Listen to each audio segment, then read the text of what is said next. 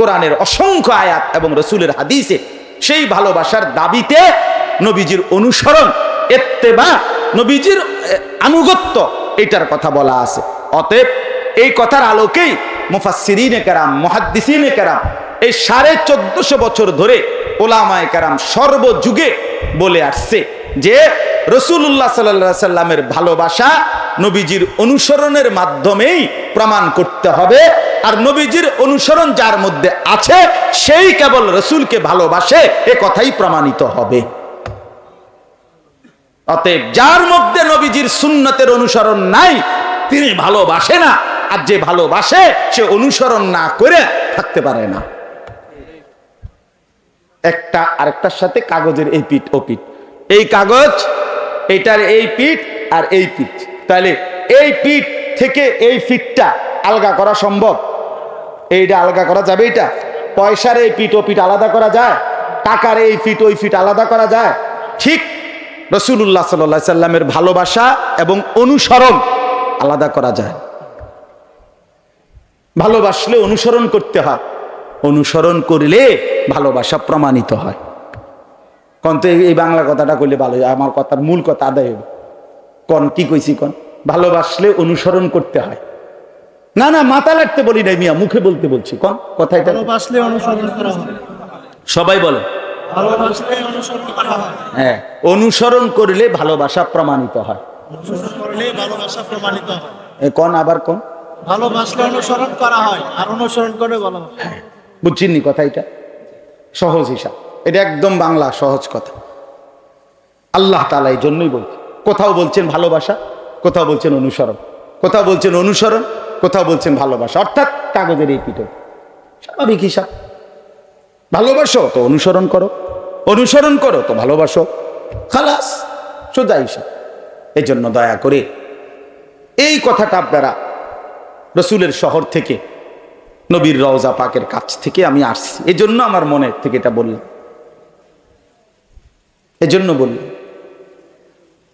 রাসূলুল্লাহ সাল্লাল্লাহু আলাইহি ওয়াসাল্লামের অনুসরণ আমার শায়েখ আরিফ বিল্লাহ হাকিমুন নফস আল্লামা মুফতি মুশতাকুন নবী কাসিমি দামাত বারাকাতুহুম, হুজুর তো গত বছর নাকি এই মাহফিলে আসছেন, আলহামদুলিল্লাহ। তো হুজুরে সবসময় বলে যে বহু মানুষ রাসূলুল্লাহর রওজার সামনে মদিনা যায়, কিন্তু চেহারা সুরতে চলনে বলনে নবীর অনুসরণ সুন্নাতের নমুনা তার মধ্যে নাই। সে কাছে আইসাও দূরে। বহু লোক আছে 70 বছরের জীবনে চোখের পানি ফেলছে, কিন্তু অভাবের কারণে, সামর্থ্য না থাকার কারণে কোনোদিন মক্কা মদিনায় যাইতে পারে নাই। আছেন এমন মানুষ? কত গুনগুনাইয়া কানছে, কত গজল শুনছে নবীর জন্য, তো চোখের পানি পড়ছে, আমি কি যাব না, আমি কি দাঁড়াবো না কোনোদিন? এমন কত মুসলমান কোনোদিন যাইতে পারে না, শুধু কানছে আর দুরূদ শরীফ পড়ছে, অথবা নবীর প্রশংসায় কোনো গজল শুনছে তো চোখের পানি পড়ছে। পড়ছে কি না বলে? কিন্তু জীবনটা রাসূলুল্লাহ সাল্লাল্লাহু আলাইহি সাল্লামের অনুসরণ করছে, মিসওয়াক করছে, দাড়ি রাখছে, হালাল উপার্জন খাইছে, বউ বাচ্চারে নামাজ রোজার মধ্যে রাখতে চেষ্টা করছে, পাক পবিত্র রাখছে শরীরটাকে, সব মিলাইয়া নবীর তরিকা অনুসরণ করছে, কিন্তু কাছে যাইতে পারে নাই কোনোদিন। খোদার কসম, হুজুর বলে যে সেই লোকটা দূরে থেকেও কাছে। সে কি? দূরে থেকেও কাছে। তাহলে কেউ কাছে থেকেও দূরে, কেউ দূরে থেকেও কাছে, কেউ দূরে থেকেও কাছে। হ্যাঁ, এই জন্য আল্লাহ তাআলা বললেন ওয়ামা আরসালনা মির রাসূলিন ইল্লা লিইউতাআ বিইذনিল্লাহ, আমি রাসূল পাঠিয়েছি আনুগত্যের জন্য, অনুসরণের জন্য, জিন্দেগি পুরাটা অনুসরণের জন্য।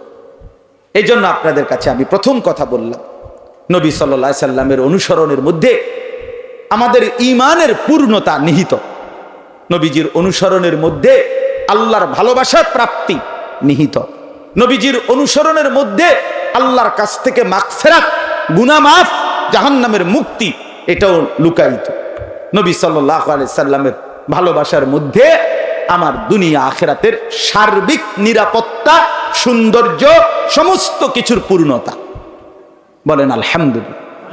এই জন্য এই যে কয়জন শেষ পর্যন্ত টিকলেন, আপনাদেরকে বললাম আপনারা কথাটা গুরুত্ব দিয়ে, একটা মাহফিলের আয়োজন হইছে, কিছু হাঙ্গামা হইছে, শোরগোল হইছে, শিক্ষার বিক্ষার দিছে, সব মিলাইয়া হইছে খারাপ না, লোক হইছে মাঝখান দিয়ে দূর হয় নাই, আবার হইছে, অথবা প্রথমে আসিল লোক পরে গেছে গা, যাক যা হইছে হইছে। এই আয় এই এলো মানে নিজেদের মধ্যে আয়োজন আলোচনার সমাপ্ত। কি যে এটা তো লোক হইছে, লোক গেছে গা, লোক আইছিল, জমছিল, এই হয়েছিল, এই হয়েছিল, এরপরে কথা বলেন না আমারে। তো এরপরে কিতা তো এইটি কিতা শুনাইলেন আর কি হিসাব করলেন? ফালতু ওইটা কি লাভ হইলো? কি লোক আইলেই কি গেলেই কি? মানুষকে হারা দিন এনে বই থাকবো আপনার এনে বেটার কাম নাই আর। কথা বলেন না কেন? আপনি একটা মাহফিলের আয়োজন করছে, তো তারা কি রাত চুক্তি বলছে নাকি? এনে ফিরতেই হবে সবাইকে, যার যার গন্তব্যে যাইতে হবে না আমরা তো খালাস। এই আসা যাওয়ার মূল বিষয় অনুভূতি জাগলো কিনা, বিবেকের মধ্যে একটু হইলো আগাইবার একটা মানুষ। আমার বাপ হাল ছেড়ে দিয়েন রাসূলুল্লাহ সাল্লাল্লাহু আলাইহি সাল্লামের সুন্নাত। আপনি বলেন যে অনেকগুলো নাই, তো এখন শুরু করেন, একটা শুরু করে, দুইটা শুরু করেন। আমার কথাটা বুঝছেন? বাম পাও দিয়া নবী সাল্লাল্লাহু আলাইহি সাল্লাম বাথরুমে টয়লেটে ঢুকতেন, আজকের থেকে শুরু করেন। নাকি এটাও পারতেন না? কথা বলেন, এটাও পারতেন না? পারবো ইনশাআল্লাহ। নবীজি সাল্লাল্লাহু আলাইহি সাল্লাম ডান পাও দিয়ে মসজিদে ঢুকতেন, এটা শুরু করেন। নবীজি নিয়মিত মেসওয়াক করতেন, 20টা টাকা দিয়ে একটা মেসওয়াক কিনে আপনি অনুসরণ করেন, মেসওয়াক করতেন নবী। একবারে ইন্তেকালের দিন, নবীজি যেদিন পৃথিবী থেকে বিদায় নিছে, জান কবজ করছে আজরাইল, সেই দিনও নবীজির হাতে আল্লাহর কসম মেসওয়াক হাতে ছিল। বেরস না, বেরস আর টুথপেস্ট এটা ছিল না, মিসওয়াক ছিল। হ্যাঁ, মিসওয়াকের 70টা উপকার কিতাবে আছে, 69টা পুরস্কার মিসওয়াকের আল্লাহ তাআলা হাসরের ময়দানে দিবে, আর একটা দুনিয়াতে দিবে। কি একটা পুরস্কার হলো দুনিয়াতে, মিসওয়াক যে নিয়মিত করবে রব্বে করিম তাকে ঈমানের মৃত্যু নসিব করবে। মরণের সময় তার জবান দিয়া কালেমায়ে শাহাদাত উচ্চারণ করবে। তাযকিরুশ শাহাদাতাইন ইনদাল মাউত, এর মিসওয়াকের উপকার। কি বন্ধু, আপনারাই চালাক, আমরা হুজুররা বেকুব? জি না, আপনার লাইনে চালাক, আমি আমার লাইনে চালাক। এই জন্য দয়া করে অনেক মুরব্বী আছেন, বাবা চাচা আছেন, ফিকির করেন, সুন্নাতের অনুসরণ করেন, দাড়ি রাখেন, দাড়ি কাটা বন্ধ করে দেন, দেখেন সিদ্ধান্ত নিলেই হয়ে যায়। আমি আমার সাথে যারা ছিল মক্কায় থাকাকালীনে, আমি মদিনায় আমরা হজ্জের পরে গেছি, বললাম কয়েক আমভাবে যে দেখেন কিতাবে স্পষ্ট আছে, নবীজির কাছে একবার মদিনায়, নবীজির জামানায় পারস্য মানে আজকের যে ইরান এবং তার পার্শ্ববর্তী এলাকা, ওই পারস্যের অগ্নিপূজক বাদশার পক্ষ থেকে, কিসরা, তার পক্ষ থেকে 2 জন দূত, রাষ্ট্রীয় দূত নবীজির কাছে মদিনা আসছিল। তো আসার পরে তাদের দাড়ি ছিল না চেহারা, নবীজি সাল্লাল্লাহু আলাইহি সাল্লাম কসম আল্লাহ, নবীজি তাদের দিকে তাকাইয়েই, তাদেরকে দেখেই চেহারা ফিরাই নিয়েছেন, ফানসারাফা ওয়াজহু, চেহারা ফিরাই নিয়েছেন নবী, এবং জিজ্ঞেস করছেন তোমাদেরকে এইভাবে দাড়ি কাটতে, অর্থাৎ তোমাদের মুখে যে দাড়ি নাই, এটা তোমাদেরকে কে বলেছে? ওরা বলল আমাদের রব, মানে তারা তাদের বাদশাকে খোদা বলত। আমাগো খোদা, যিনি পারস্যের কিসরা বাদশাহ, তিনি বলছে দাড়ি কাটতে। নবীজির সাথে সাথে নবীজি বলছে বাল আমারা রব্বি বিইফাই লিহইয়াতি, আর আমার রব আসমানওয়ালা আমারে দাড়ি লম্বা করতে বলছে। তা আমি বললাম যে যদি যদি আজও রাসূলুল্লাহ সাল্লাল্লাহু আলাইহি সাল্লামের ব্যাপারে আহলে সুন্নাত ওয়াল জামাতের আকীদা কি? আহলে সুন্নাত ওয়াল জামাতের আকীদা হলো নবী সাল্লাল্লাহু আলাইহি সাল্লামের যাবতীয় বিষয়, ইজ্জত, সম্মান, আজমত, মর্যাদা তিনি জীবিত থাকাকালীন যেমন ছিল, ইন্তেকালের পরে এখনো 100 হুবহু সেরকম, 100 নবীজি সাল্লাল্লাহু আলাইহি সাল্লামের মর্যাদা একই রকম। বুঝেন নাই আমার কথাটা? একই রকম নবীজির যা কোরআনে আছে, আল্লাহ তাআলা নিষেধ করছে নবীর সামনে উঁচু আওয়াজে কথা বলো না। সাহাবায়ে কেরাম নবীজি জীবিত থাকাকালীন উঁচু আওয়াজে কথা বলে নাই, নবীজির ইন্তেকালের পরেও মসজিদে নববীর এরিয়াতে কোনোদিন উঁচু গলায় কথা বলে। আমি এইবারও দেখছি মক্কার ওই একটু আগে বলছি মাগরিব বাদ যেখানে বয়ান করছি সেখানে মক্কার যারা পুলিশ মানে হাজিদের খেদমতে পুলিশ আছে না মসজিদে শত শত হাজার হাজার পুলিশ, ওরা মুখ দিয়ে আওয়াজ করে কথা, হাজি তারিক তারিক হে আল্লাহ সুরা, মানে মুখে কয় জোরে জোরে কথা কয়।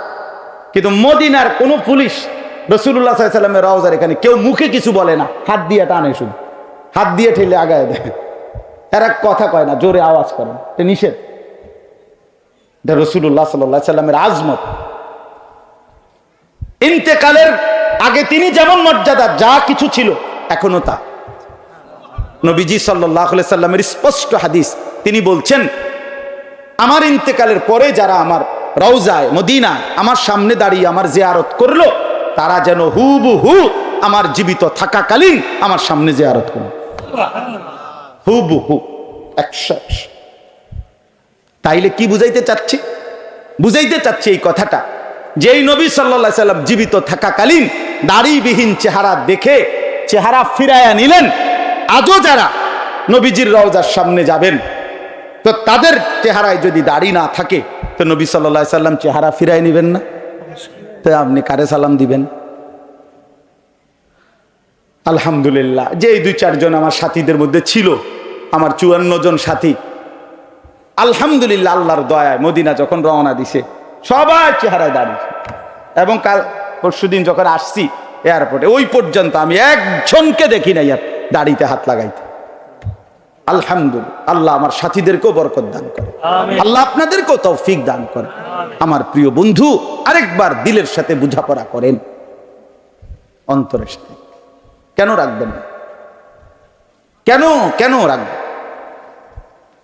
আরেকবার আমনে টামনে বুঝ করেন, মনের একটা বুঝাপড়া করেন যে রাসূলুল্লাহ সাল্লাল্লাহু আলাইহি সাল্লামের অনুসরণটা আপনার পছন্দ হয় না কেন, তার একটা যৌক্তিক কারণ আপনি বাইর করেন। কথা বুঝেন নাই আমার? আরে আমার কথাটা বুঝছেন কিনা বলেন না? একটা যৌক্তিক কারণ, বিড়ি সিগারেট এই দুর্গন্ধওয়ালা মুখটা কেন বানাইলেন, এটার একটা কারণ দর্শান, একটা কারণ কর না। কথায় কথায় গালি দেন মুসলমান হইয়া, এটা কারণটা বলেন না কি আসলে, কথা বলেন। খতিয়ান কই? কাগজপত্র লাগবে না আমার কি? তো এটা আপনার জমি আপনি বলতেছেন, এটা দেখাইবেন না কাগজ? তো কই দলিলপত্র কই, কাগজপত্র কই? রাসূলুল্লাহ সাল্লাল্লাহু আলাইহি সাল্লামের ভালোবাসার প্রমাণ। অনুরোধ রইল, আপনি আপনার ভালোর জন্য, আমার জন্য না, আপনার ভালোর জন্য আপনি নবীজির অনুসরণ করেন, তাইলে আপনার ভালো হবে, ভালোবাসা প্রমাণিত।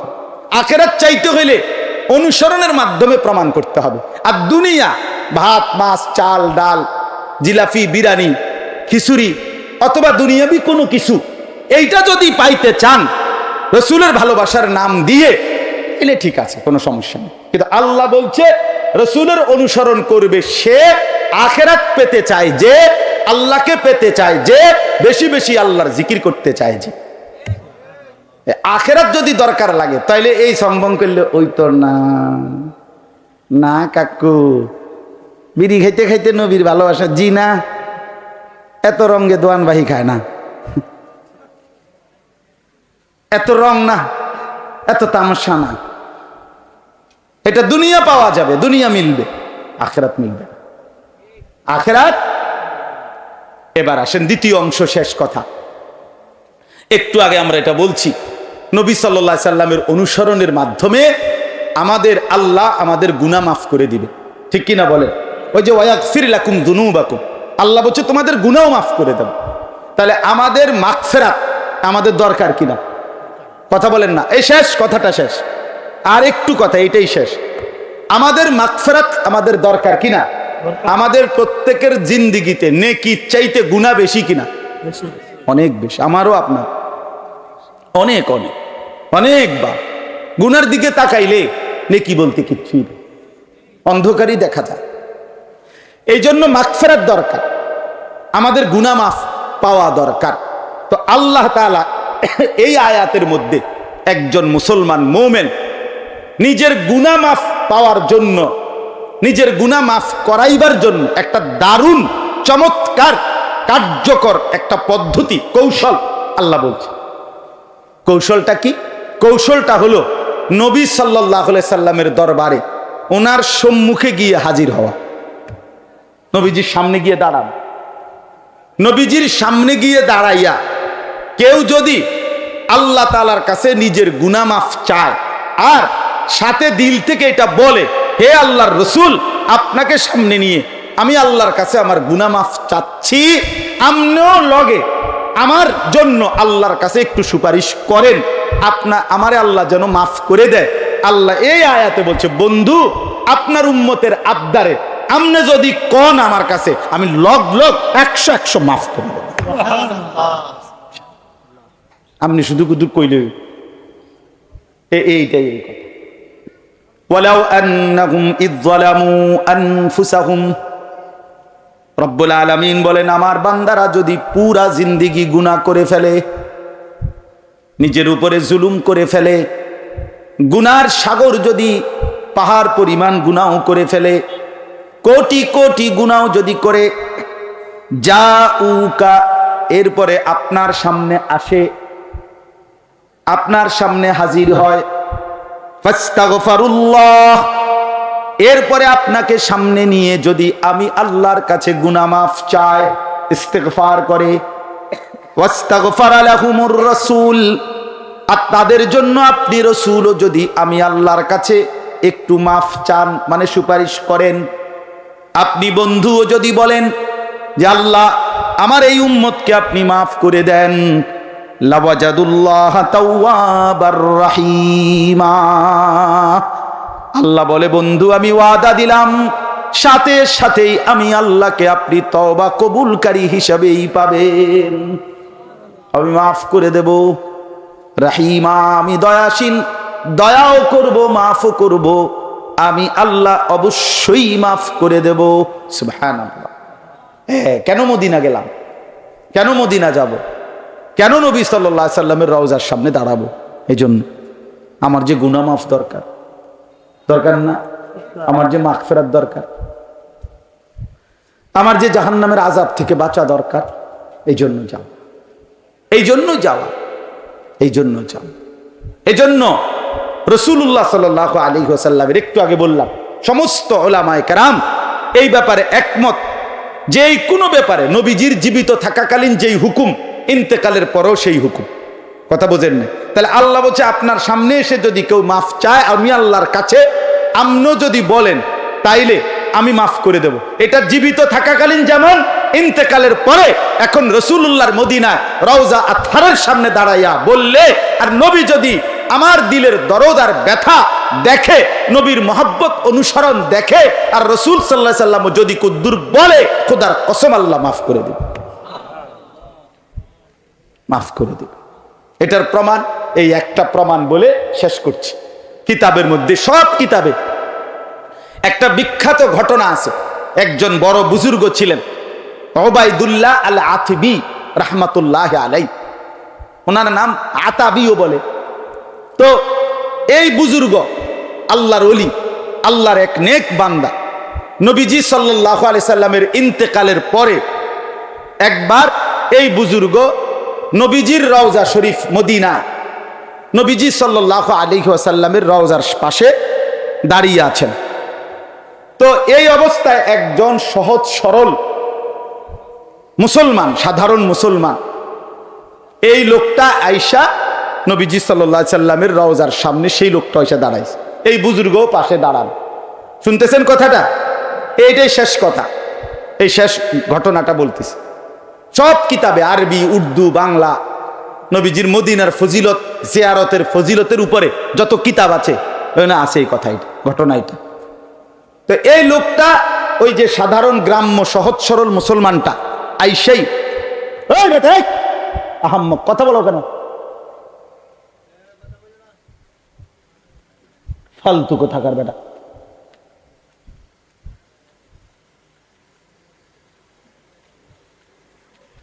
এতক্ষণ ধরে অনুরোধ করতেছি, এদিকেও কথা করে, এদিকেও কথা বলে, আশ্চর্য কথা, তামাশা আর কি, একটা আয়োজন করলো আর কি, আর কি কতক্ষণ কাবজাব হইল, সারছে গীতা মাহফিল করছি আর কি, হেতে আইছে, হেতে আইছে, মানুষ আইছে, বন বেচা হয়েছে, বুট বেচা হয়েছে, চা বেচা হয়েছে, আর গীতা এবছর এই 3 জন বদলাইয়া সামনের বছর আরো 3 জন আনুন, বুঝেন না কথা? খালাস। এখানে যারা আপনারা কথা বলতেছেন তো অবুঝ না।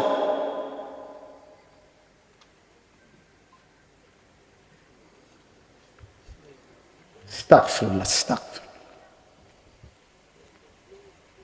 আমি এমনিতেও পারতাম, দোয়া করে দিতাম, অসুবিধা কি ছিল?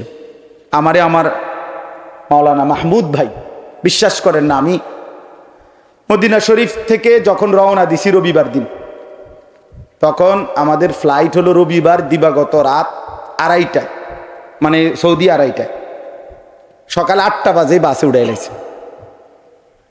এরপরে যখন আমরা জিদ্দা আসছি মদিনা থেকে, সে সময় বাজে 5:30, এখানে প্রায় 7 ঘন্টার মতো বাসে আসছি। এরপরে আপনার বিমানের জন্য বিমানের জন্য 9 ঘন্টার মতো এয়ারপোর্টে বসে রয়েছি। 9 ঘন্টা পরে ফ্লাইট, আবার বিমানে প্রায় 6.5 ঘন্টা, 7 ঘন্টা। এর আগের রাত্র যেহেতু চলে আসব, আগের রাত্র আর ঘুমাইছি এর। ও রাসূলুল্লাহ সাল্লাল্লাহু আলাইহি সাল্লামের রওজায় বারবার সালাম দিছি, ঘুরে আইয়া, ঘুরে একবারে ফজরের টাইমে যখন বন্ধ করে দিবে, শেষবার মানে এই সময়ও আমি সালাম দিছি। আবার আমি দেখছি, আমি তাকাইয়া পিছনের দিকে আবার বন্ধ করে লেছি, মানে আর সুযোগ নেই। তারপরে মানে অর্থাৎ আগের রাত্র আর এমনিতে কি ঘুমাইছিল, এই সব মিলাইয়া এরপরে আমি আসছি কালকে।